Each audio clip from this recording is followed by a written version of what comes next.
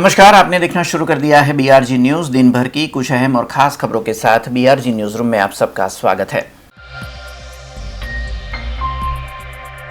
दीपावली और नए साल के बाद बीते कई समय से भारतीय जनता पार्टी की ओर से स्नेह मिलन समारोह आयोजित होते हैं। उसी तरह आज बड़ौदा जिला भारतीय जनता पार्टी स्नेह मिलन समारोह एपीएमसी मार्केट में आयोजित किया गया था, जिसमें प्रदेश अध्यक्ष सीआर पाटिल मौजूद रहे थे। सीआर पाटिल की अगुवाई में ये स्नेह मिलन समारोह आयोजित हुआ, जिसमें बड़ी संख्या में बड़ौदा जिला भारतीय जनता पार्टी के कार्यकर्ता मौजूद रहे थे। साथ ही में बड़ी संख्या में जो विभिन्न मोर्चे हैं, उस मोर्चे के अधिकारी भी भारतीय जनता पार्टी के वहां पर मौजूद रहे। डभोई के विधायक, सावली के विधायक, वाघोड़िया के विधायक और करजन के भी विधायकों की मौजूदगी मंच पर देखी गई। इस मौके पर सभी कार्यकर्ताओं ने प्रदेश अध्यक्ष सीआर पाटिल को नए साल की शुभकामनाएं दी थी। वहीं सीआर पाटिल की ओर से भी भारतीय जनता पार्टी के सभी कार्यकर्ताओं को शुभकामनाएं दी गई। साथ ही में मंच के ऊपर से सीआर पाटिल ने सभी कार्यकर्ताओं को आने वाले विधानसभा चुनाव के लिए भी तैयार होने की बात कही थी। जिसके बाद मीडिया से सीआर पाटिल रूबरू हुए थे, जिसमें मीडिया की ओर से जो गुजरात में ड्रग्स मिल रहा है उसके बारे में सवाल पूछा गया। तब सीआर पाटिल ने कानून मंत्री हर्ष संघवी के एक्शन की बात कही थी। हर्ष संघवी और कानून विभाग की ओर से जो ड्रग्स माफिया है उन्हें जल्द से जल्द ढूंढ निकालने की कार्यवाही की जा रही है। साथ ही में गुजरात में बीते कई दिनों से दुष्कर्म के मामले भी सामने आ रहे हैं। इस बारे में भी प्रदेश अध्यक्ष सीआर पाटिल से पूछा गया था। तब सीआर पाटिल ने न्यायिक प्रक्रिया तेज की गई होने का हवाला दिया था। सूरत में 29 दिनों में दुष्कर्म के आरोपी को सजा सुनाई गई, ये बात का जिक्र सीआर पाटिल ने मीडिया के सामने किया। उसी तरह जितने भी दुष्कर्म के आरोपी होंगे उन्हें जल्द से जल्द न्यायिक प्रक्रिया से गुजरने के बाद कड़ी से कड़ी सजा दी जाएगी, ऐसी बात सीआर पाटिल की ओर से मीडिया कर्मी को की गई थी। वडोदरा जिला भारतीय जनता पार्टी ने आज स्नेह मिलन कार्यक्रम में कार्यकर्ताओं उत्साह अप्रतिम હતો। भारतीय जनता पार्टी ने जो संगठन मजबूत है એની પ્રતીતિ આજે આપણને અહીં જોવા મળી છે। સર, કોંગ્રેસે કીધું છે કે ગુજરાત એ ડ્રગ્સનું એપી સેન્ટર બનવા જઈ રહ્યું છે અને ડ્રગ્સ વારંવાર ગુજરાતમાં પકડાઈ રહ્યું છે, શું કહેશો? કોંગ્રેસ શાસિત રાજ્યોમાં સૌથી વધુ ડ્રગ્સ હોય છે। ભારતીય જનતા પાર્ટીની સરકારમાં અમારા રાજ્ય ગૃહમંત્રી શ્રી હર્ષભાઈ સંઘવી એમણે બહુ જ કડક હાથે આ બાબતમાં કામ લીધું છે। ખૂબ મોટા જથ્થામાં અને ખૂબ મોટી સંખ્યામાં આમાં ગુનેગારોને એમણે જેલના સળિયાની પાછળ નાખ્યા છે। ભારતીય જનતા પાર્ટીની સરકાર એમાં કોઈ પણ પ્રકારનું કોમ્પ્રોમાઇઝ નહીં કરશે અને ગુજરાતને ડ્રગ્સ મુક્ત બનાવવા માટે કડકમાં કડક પગલાઓ લેશે। બળાત્કારના કેસો પણ વધી રહ્યા છે સર। ગુજરાતમાં બળાત્કારના આજે પણ એક પીડિતાએ સુસાઇડ કરવું પડ્યું છે। આવા બળાત્કારના કેસોમાં દાખલો બેસે એટલા માટે સુરત પોલીસે 9 દિવસની અંદર એનું ચાર્જશીટ કર્યું અને 29 દિવસની અંદર કોર્ટે પણ જે રીતે રાત્રે 12 વાગ્યા સુધી કોર્ટ ચલાવી અને આજીવન કેદ છેલ્લા શ્વાસ સુધી આજીવન કેદની સજા કરી। આ પ્રકારની જે સજાની જોગવાઈઓને કારણે આની પર દાખલો બેસશે અને આવા બનાવો પર ચોક્કસપણે કંટ્રોલ આવશે। પોલીસ પણ આ બાબતમાં ખૂબ જાગૃત છે, ખૂબ સરસ રીતે કામ કરી રહી છે, એમને પણ અભિનંદન આપું છું। રાજ્ય ગૃહમંત્રી પોતે પણ આવા લોકોને પ્રોત્સાહિત કરી રહ્યા છે અને લોકો પણ આગળ આવીને સાક્ષી આપવા માટે પૂરી તાકાત સાથે આવે છે અને કોર્ટો પણ રાત્રે 12 વાગ્યા સુધી આવા કેસો પર ધ્યાન આપીને ચલાવીને જ્યારે આવા કડક નિર્ણયો આપે છે, એના કારણે ગુજરાતમાંથી કાયદા અને વ્યવસ્થાની જે સારી સ્થિતિ છે જળવાઈ રહેશે। आने वाली 15 नवंबर यानी कि सोमवार को देव उठी एकादशी है और इस वर्ष बीते कई सालों से बड़ौदा शहर में भगवान विट्ठलनाथ जी की शोभा यात्रा निकलती आई है। बीते साल कोरोना महामारी के चलते मंदिर परिसर में ही शोभा यात्रा का आयोजन किया गया था, पर इस वर्ष कोरोना महामारी के मामले काफ़ी हद तक काबू में होने के चलते शोभा यात्रा निकाली जाने वाली है, लेकिन वो भी सीमित भक्तों की उपस्थिति में। राजवी परिवार के सदस्यों की ओर से पारंपरिक पूजन अर्चन के बाद भगवान की पालकी को बड़ौदा शहर में घुमाया जाएगा, लेकिन वो टेम्पो के जरिए घुमाया जाएगा। साथ ही में इस वर्ष किसी भी तरह के डीजे सिस्टम का उपयोग इसमें नहीं किया किया जाने वाला है। शोभा यात्रा तो निकलेगी, पर सीमित भक्तों की उपस्थिति में ये शोभा यात्रा निकलने वाली है। इस दिन को सुबह 10 बजे से रात 10 बजे तक जो भगवान विट्ठलनाथ जी का जो मंदिर है वहाँ पर भक्तों को दर्शन के लिए अनुमति दी गई है। इस पूरी व्यवस्था के बारे में मंदिर के पुजारी ने मीडिया से बात की थी। श्री विठ्ठलनाथ भगवान की जय।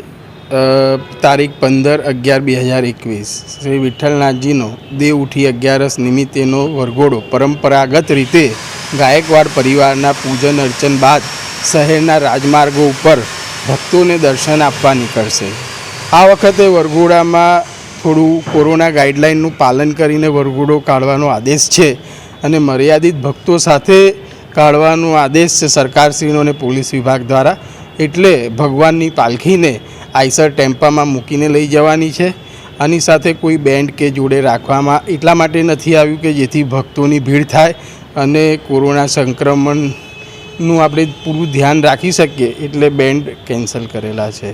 બીજું, આ વરઘોડો જે રીતે ગૈનેશ્વર મહાદેવ પહોંચે છે ત્યાં પહોંચશે, ત્યાં પૂજન અર્ચન થશે અને મંદિરમાં વરઘોડો સાંજે 5 વાગે પરત આવશે। મંદિરમાં ભક્તો માટે સવારે 10થી રાતના 10 સુધી દર્શન ખુલ્લા રાખવામાં આવશે।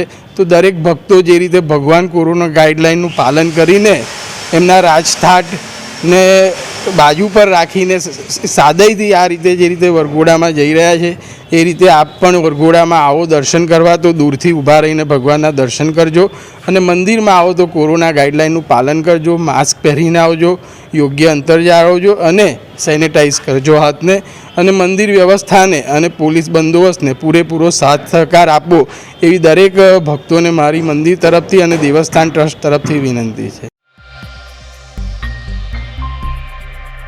3 नवंबर और 4 नवंबर की आधी रात वलसाड़ रेलवे में और रेलवे के एक डिब्बे में एक युवती की आत्महत्या वाली लाश बरामद हुई, जिसके बाद पुलिस ने तफ्तीश शुरू की। एफएसएल और पोस्टमार्टम की रिपोर्ट अभी आनी बाकी है, पर इस युवती के मौत की जगह पर एक डायरी मिली है और डायरी में कई राज छिपे हुए हैं। इस डायरी के मुताबिक ये युवती के साथ छेड़खानी या दुष्कर्म भी किया गया है, जिसको लेकर ये युवती की ओर से आत्महत्या जैसा जो कदम है वो उठाया गया होने की आशंका जताई जा रही है। हालांकि अभी एफएसएल और जो पोस्टमार्टम की रिपोर्ट है उसका इंतज़ार है, पर जो रेलवे विभाग के डीवाईएसपी है उनकी अगुवाई में एक टीम आज यहाँ पर पूछताछ के लिए पहुँची थी।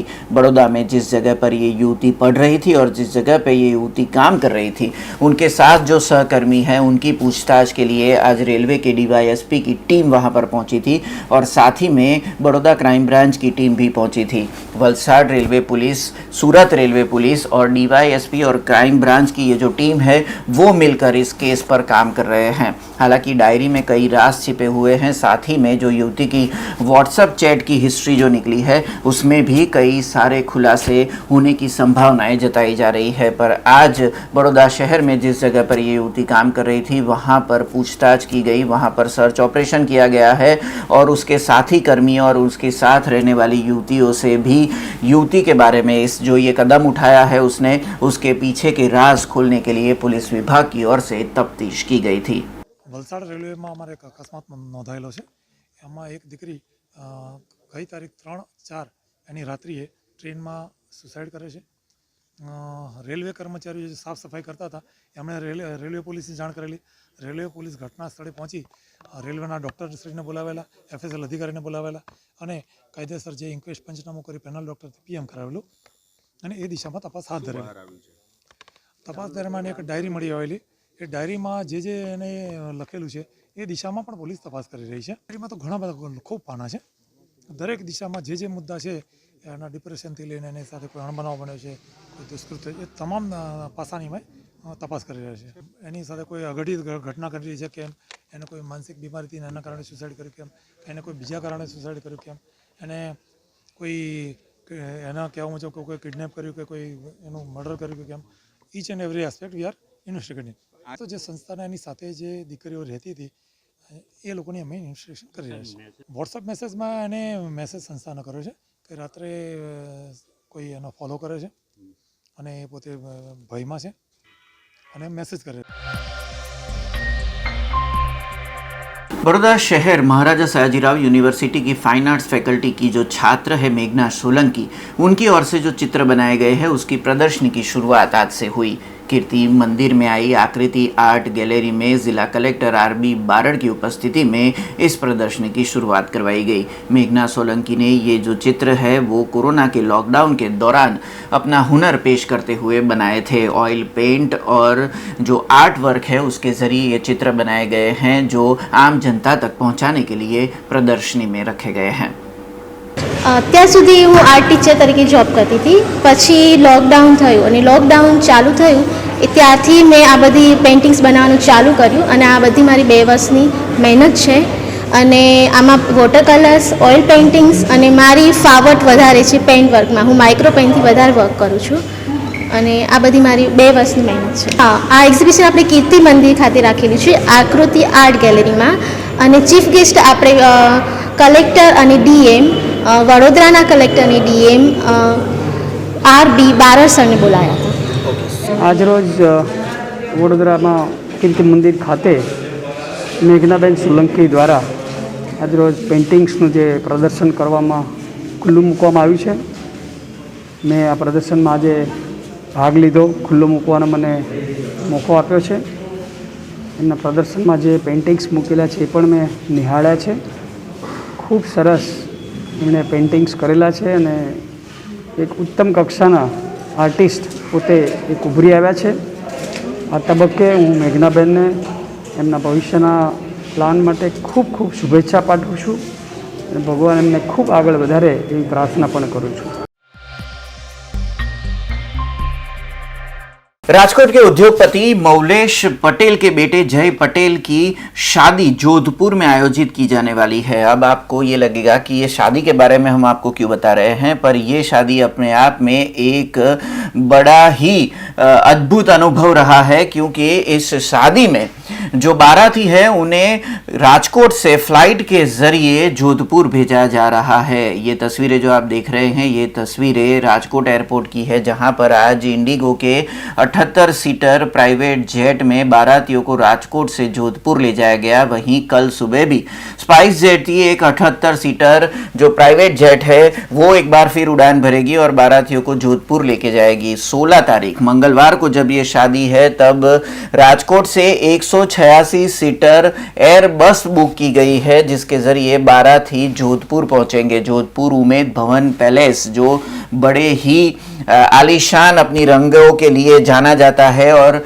बड़े ही खर्च वाली यानी कि बड़े बजट की ये शादी है जो आयोजित की जाने वाली है, जिसको लेकर ये शादी सुर्खियों में आई है। राजकोट के जो अरविंद पटेल परिवार है उनकी बेटी हिमांशी के साथ जय पटेल की शादी होने वाली है और जिसकी शुरुआत जो कार्यक्रम है उसकी शुरुआत कल से होने वाली है। तब आज राजकोट से स्पेशल प्राइवेट जेट ने उड़ान भरी थी और बारातियों को जोधपुर पहुंचाया था, जिसको लेकर ये सुर्खियां बटोर रहा है और ये शादी अपने आप में एक बड़े बजट की शादी बनकर सामने आई है।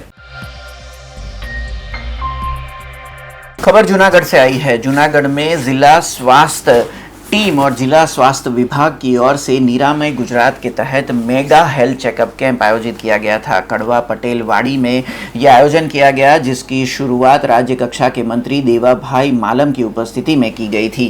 निरामय गुजरात की कल से मुख्यमंत्री ने शुरुआत करवाई है, जिसमें बिन संक्रामक जो बीमारियां हैं उसके जो मरीज है उन सभी मरीजों को राज्य सरकार की ओर से निःशुल्क उनका टेस्टिंग और उनकी चिकित्सा के रिपोर्ट किए जाएंगे और साथ ही में उन्हें ज़रूरी दवाइयाँ और जो स्वास्थ्य सुविधा है वो भी निःशुल्क दी जाएगी, जिसके तहत आज जूनागढ़ में ये मेगा हेल्थ चेकअप कैंप आयोजित किया गया, जिसमें बड़ी मात्रा में जूनागढ़ के नागरिकों की स्वास्थ्य जांच की गई थी। जिन नागरिकों में बिन संक्रामक बीमारियां पाई गई उन्हें आगे के ज़रूरी टेस्ट के लिए भी कहा गया है और साथ ही में उन्हें दवाइयां भी निःशुल्क वहां पर दी गई है। करीबन 3 करोड़ से ज़्यादा लोगों को इस निरामय गुजरात के तहत इस योजना का लाभ दिया जाने वाला है। 30 साल से ऊपर की आयु के जो लोग हैं जिन्हें बिन संक्रामक बीमारियां हैं और या फिर उनके लक्षण है, उन सभी को जरूरी चिकित्सा और दवाइयां निःशुल्क राज्य सरकार की ओर से दी जाएगी।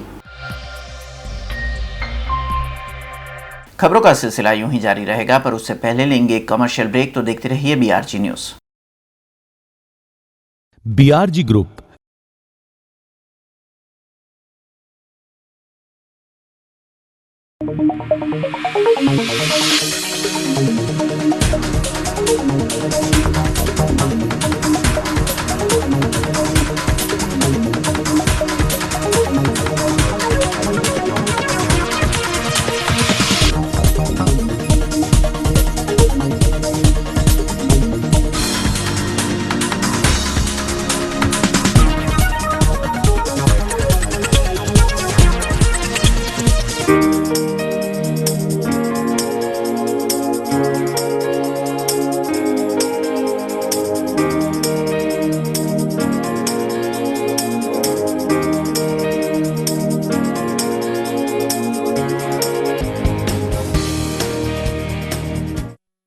BRG ब्रेक के बाद फिर से आप सबका स्वागत है।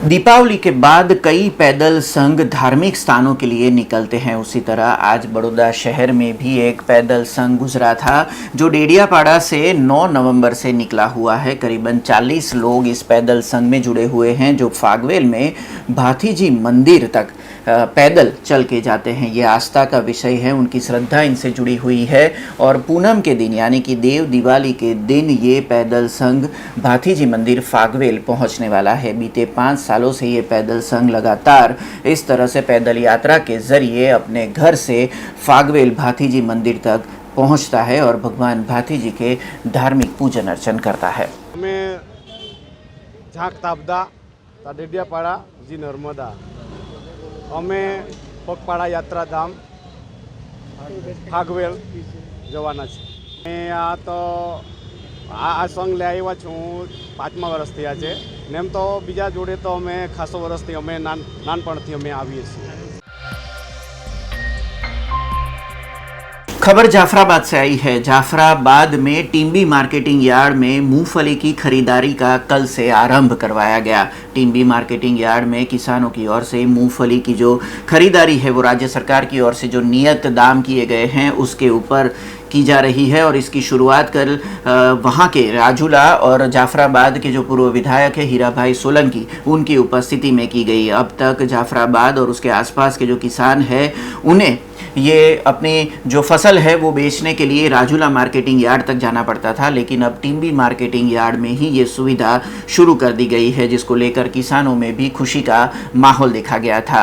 ये जो मूंगफली की खरीदारी है इसकी शुरुआत जो पूर्व विधायक है हीराभाई सोलंकी उनकी उपस्थिति में की गई। साथ ही में टिम्बी मार्केटिंग यार्ड के जो चेयरमैन है चेतन भाई शियाड़ समेत गौतम भाई वरु और मनु भाई वाजा समेत के अग्रणियों की उपस्थिति में कल से मूंगफली की जो बिक्री है और जो खरीदारी है उसकी शुरुआत करवाई गई थी। खबर राजकोट से आई है। राजकोट में जो स्थानिक स्वराज के चुनाव थे उससे पहले राजकोट के आसपास के 5 गांवों को महानगर पालिका में समाविष्ट किया गया था, जिसके बाद अब इन 5 गांवों के लिए एक बहुत ही बड़ा निर्णय राजकोट महानगर पालिका की ओर से लिया गया है। इन गांवों में माधापर, घंटेश्वर, मुअरा मुआ और साथ ही में ऐसे 5 गांव जो हैं उन्हें इस महानगर पालिका के दायरे में लाया गया था जहां पर पीने के पानी की समस्या लगातार कई सालों से थी। तब अब राजकोट महानगर पालिका की ओर से स्टैंडिंग कमेटी के जो चेयरमैन है पुष्कर पटेल उनकी ओर से बड़ा निर्णय लिया गया है कि यहाँ पर पीआई पाइपलाइन को जोड़ा जाएगा। करीबन 25.90 करोड़ रुपए की लागत से ये योजना की गई है।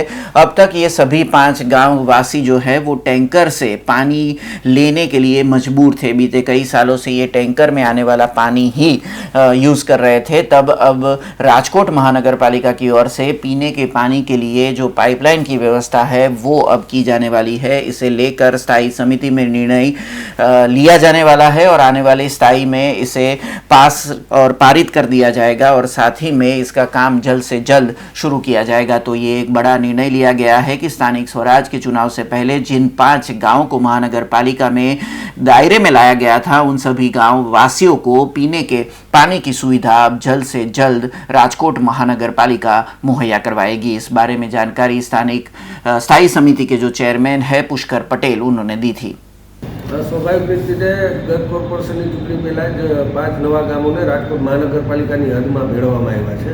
આના માટે એ લોકોના પીવાના પાણી માટેની લાઇનની ડીપીઆર હતો એ બનાવવાની સૂચનો આપી હતી. એના અનુસંધાને ડીપીઆર તૈયાર થઈ ગયો છે ને હાલ આ બધા ગામોના બીઆઈ નેટવર્કથી જોડવા માટેના ટેન્ડરની પ્રક્રિયાઓ ચાલુ છે.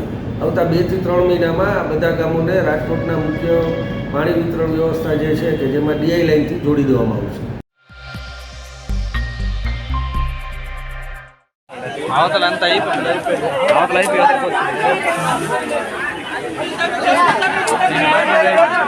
బలమల్లరా కొందరాజు 2000 పనేనా బండ్లా ఎక్కడ ఉన్నారు బాబు ఇక్కడ సందులోకి వచ్చి మీ పాపలడ ఎలా ముట్టుకుందరైనా ఫస్ట్ ఏమో అది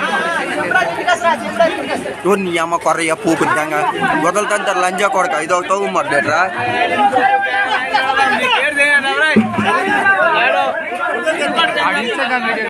అవతలంతా అయిపోయింది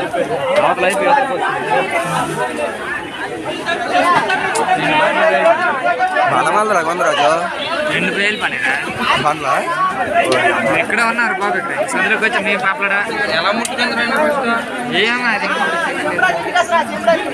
నీ అమ్మ కొర్రయ్య పూకుంటాంగా వదలుతంటారు లంజా కొడక ఇది ఒకటో మర్డేట్రా